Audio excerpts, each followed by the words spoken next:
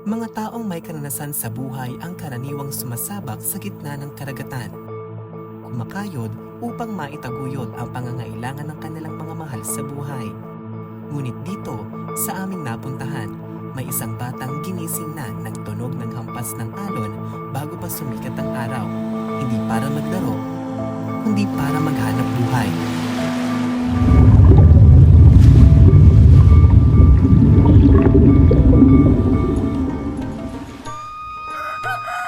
Pagkagising sa umaga, ay naghahanda na si Utoy ng aalmusalin ng kanyang pamilya. Pagkatapos magluto at kumain, maghahanda naman siya sa kanyang pagpasok sa eskwela. Dala hindi lamang ang kanyang bag, kundi maging ang pag-asa para sa kanyang pamilya. Ano siya, masipag na bata. Pinagsasabay niya yung kanyang pag-aaral at saka paghahanap buhay. Na kahit nahihirapan siya, hindi siya nagrereklamo. Habang si Utoy ay abala sa eskwela, nagsisimula na rin ang laban ng kanyang ina. Hinihimay ni Tita Jennifer ang basura ng iba upang gawing kabuhayan para sa kanyang pamilya. Sa bawat pulot niya, may katumbas na barya at patuloy na pag-asa. Pagkatapos niyo po mga lakal, tita, ang sunod niyo pong ginagawa ay yung pagkukuha ng Kain. pain Oo. na ibibigay naman po, lilinisin niyo po para po magamit sa Pamimintol ni Utoy. pamimintol po ni Utoy ng inyong mga anak. Pagkagaling sa eskwela, habang hinihintay ang ina na abala pa sa pangangalakal na siyang kukuha ng pain na gagamitin niya, inihanda muna ni Utoy ang kanyang mga gamit sa pangangawil.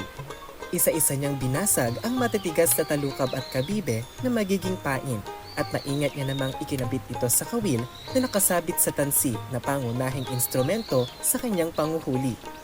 Pagkatapos ay agad siyang naglakad patungo sa pwestong alam niya kung saan ang huli ay isang garantiya.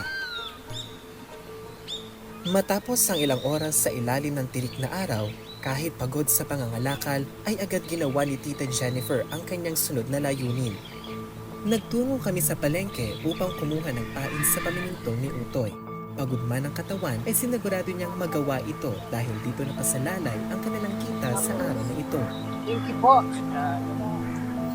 Pagdating ay agad kaming pumunta sa mga tindahan ng isda para kumuha ng kain. May asan ka ng isda? Hingi ka na lang. Hasang ang gamit nilang pain sa pagbibintol dahil ito ang libre, walang gastos. Nakapaloob sa bawat paing ito ang katotohanang minsan hindi mo pipiliin ang pinakamaganda kundi kung ano ang tanging meron ka. Hingin ka na lang po ito, Nay. Matapos mapuno ang timba ng pain, bumalik na kami pauwi upang linisin ang nakolektang hasang ng mga isda. Matiltil niyang hiniwalay ang ibang namang loob sa mga hasang maging sa mga basura.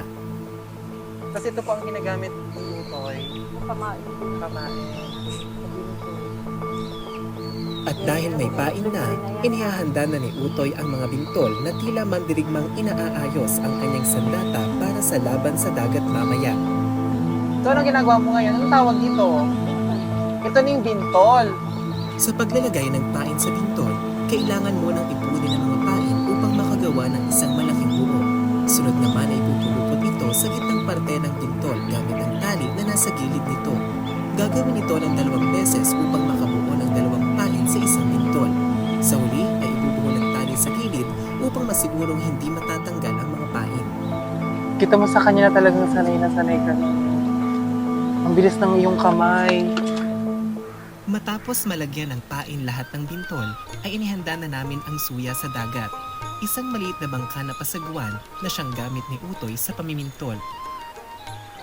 So, saan tayo pupunta ngayon? Tapia. Sa pier.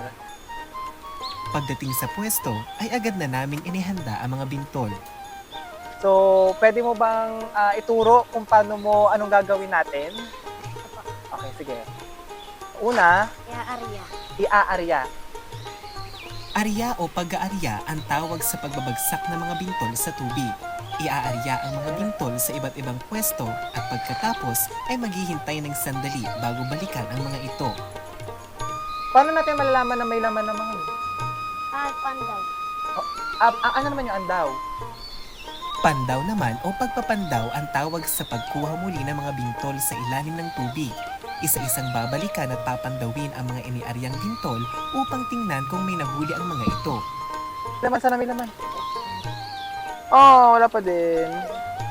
Sa pagbibintol, hindi agad dumarating ang huli. 3. Kaya't ang puhunan Ah, dito wala. ay hindi lamang pain, kundi matinding tiyaga at mahabang paghihintay. Ayun! Ayun! May nahuli! May isa! Matapos ang ilang pabalik-balik, sa wakas ay mayroon ng kumagat sa pain. Matapos makarami ng huli, ay agad na kaming bumalik sa pangpang. Ang mga katas ng aming pagod ay handa ng ibenta na siyang magsisilbing paraan upang ang pamilya ay may maihain sa mesa. Sana ipagpatuloy niya pag-aaral niya.